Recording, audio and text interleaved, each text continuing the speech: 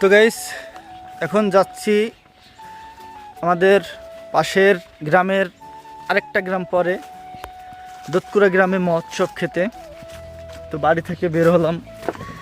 আজকে কালকে থেকে কম গরম, যে কারণে ভালোভাবেই যাওয়া যাচ্ছে। তো সামনে আরও লোকজন আসতেছে, তাদেরকে নিয়ে এরপরে যাব। কে কে যায়, কীভাবে যায়, আর কি কি খাবার দেয়, অনেকে জানতে চায় যে তোমাদের ওখানে মৎস্যগুলো কেমন হয় একটু দেখাইও। আগে অনেক ভিডিওতে দেখাইছি, আজকেও যাচ্ছি যখন আজকেও দেখাই। তো গাইস, সবাই মিলে এখন হেঁটে হেঁটে যেতে হচ্ছে। মানে এই গরমে আরও যদি হেঁটে যেতে হয় প্রায় কয় কিলো হবে? না, 2 কিলোর মতো হবে। দেখি যদি হাঁটতে হাঁটতে গাড়ি পাই তাহলে গাড়িতে উঠবো, আর গাড়ি না পেলে হেঁটেই যেতে হবে। তাহলে বুঝতেছেন যে কষ্ট কীরকম হবে। দেখেন সব ওই যে জামা খুলে সব ওই যে বিক্ষ বডি দেখাতে যাচ্ছে। মানে এত গ্রামের দৃশ্য দেখতে দেখতে আমরা যাচ্ছি মহোৎসব খেতে, সেই 2 কিলোমিটার দূরে। তো ব্যাপারটা হচ্ছে এমন একটা সময় এখন দুপুরবেলার পরে আর কি, বিকালের আগে, এখন কোনো গাড়ি ঘোড়া চলছে না। দেখেন কোনো গাড়ি ঘোড়া নেই।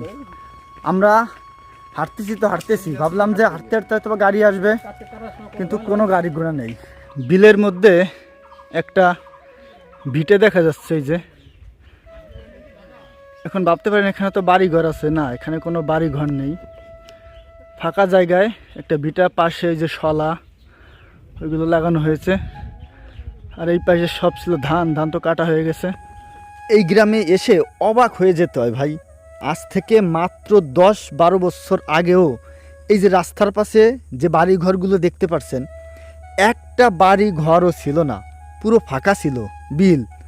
কিন্তু এখন দেখুন কত বাড়ি ঘর হয়ে গেছে। মোট কথা এই পাশ দিয়ে সব জায়গায় এখন বাড়ি হয়ে গেছে। ওই দূর থেকে মানুষজন এসে এসে এখানে বসবাস করতেছে। কি একটা অবস্থা।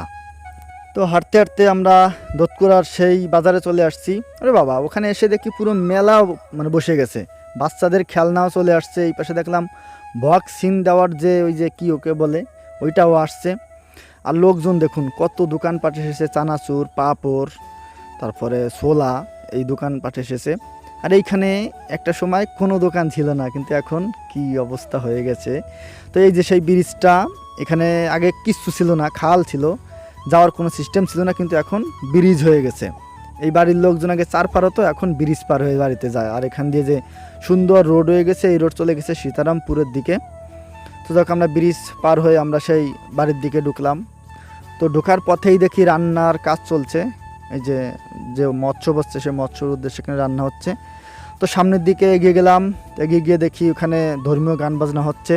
তো জানেন আমাদের অঞ্চলের যে মহোৎসবগুলো হয়, এখানে বেশিরভাগই হরিচাঁদ ঠাকুরের গান বাজনা করে, হরিচাঁদ ঠাকুরের ভক্ত, তাই তারা সেই ধরনের গানই করে। এরপরে আমরা ভিতর বাড়ির দিকে গেলাম। তো ভিতর বাড়ির দিকে একটু সময় ঘোরার পরেই দেখি খাবার দিচ্ছে। মোট কথা হচ্ছে প্রসাদ, মহোৎসবের যে খাবার সেটা দিচ্ছে। তো প্রথম বৈঠকে আমরা বসি নাই, তারপরের বৈঠকে হচ্ছে আমরা বসছি। তো প্রচণ্ড গরম ছিল, গরমের মধ্যে খাওয়া আসলে কতটা কষ্টদায়ক। যারা এই গরমে এইভাবে বসে খায় তারা জানে যে কি কষ্ট। আর মৎস্যপে কি খাওয়ায়, কিভাবে খাওয়ায়, এগুলো হয়তো বা বলা লাগবে না। থাল দেয়, থাল ধোয়ার জন্য জল দেয়, এরপরে তোমার ভাত দেয়। আর গ্রামের মানে সব কাজগুলো গ্রামের যে মানুষগুলো রয়েছে তারা সবাই মিলে করে, বাইরে থেকে কোনো মানুষ কিন্তু আনে না। তো ভাতের পরে হচ্ছে ডাল, 2টো ডাল দেয়। 2টো ডাল দেওয়ার পরে এই ডালটা, প্রথম ডালটা আর কি আমার কাছে ভালো লাগে, এর দ্বিতীয় ডালটা বেশিটা ভালো লাগে না। তো ডাল দিল, এরপর আমরা খাওয়া শুরু করলাম। অনেক মানুষ হয়েছিল এই মৎস্যটায়। এরপরে আসলো নাবড়া। আগে একটা ভিডিওতে অনেকে কমেন্ট করেছিল, ভাই নাবড়াটা কি? নাবড়াটা হচ্ছে বিভিন্ন ধরনের সবজি একত্র করে এবার নাবড়াটা তৈরি করে। আর শেষে হচ্ছে টক। দেখুন টক খাওয়ার কি স্টাইল ভাই, সবাই কিন্তু এইভাবে থাল ধরে চুম দিয়ে টক খায়, কারণ এটা আসলে মানে হাত দিয়ে তো টক উঠানো যায় না, তাই এইভাবে খায়। আর শেষে হচ্ছে মিষ্টান্ন। তো খাওয়া দাওয়া শেষ করে বাড়ির দিকে চলে আসলাম। আর আসার পথে এই যে একটা অটোতে আসছিলাম, অটোতে আমাদের গ্রামের মানুষজন উঠেছিল। তো সবাই মিলে গাড়িতে করে বাড়ির দিকে চলে আসছি। তো এই হচ্ছে ভিডিও গ্রামের অনুষ্ঠান। অনেক জায়গায় মৎস্য হয়, অনেক জায়গায় হয় না, আমি জানি না সব জায়গায় কী নাম, এক এক জায়গায় কী নাম হতে পারে। তো যাক, ভিডিওটি কেমন লাগলো কমেন্টে জানাবেন, ভালো লেগে থাকলে একটি শেয়ার করে দেবেন। ভালো থাকবেন সবাই, ধন্যবাদ সবাইকে।